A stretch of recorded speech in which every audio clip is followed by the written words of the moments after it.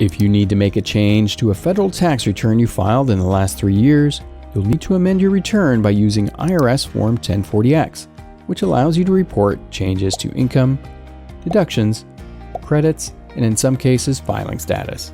Let's look at some reasons when to file and when not to file an amended return.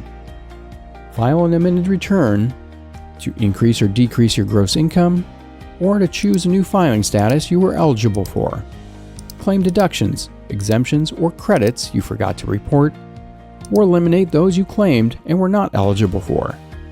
Keep in mind, if you claim new deductions or credits, you must attach any required schedules. Don't file an amended return to correct mathematical errors or because you forgot to attach a schedule or form. The IRS will find and correct the math errors and will send you a notice if anything is missing. To only change your mailing address, use Form 8822 for that.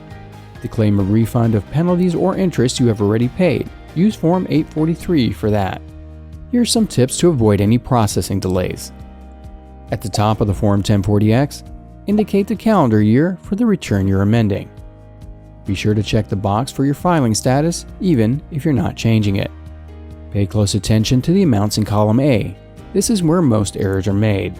These amounts should match your original return, or if the IRS made any adjustments, should match those figures.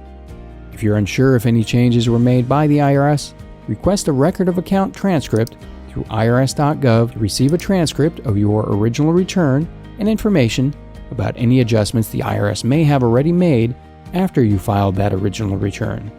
If your amended return will result in an additional refund, wait until you receive your original refund before filing Form 1040X. If you owe taxes, you may be charged penalties or interest if you don't pay the full amount owed or pay after the original filing deadline. So pay the amount in full, otherwise make a partial payment and visit the Taxpayer Advocate Service website for information on other payment options.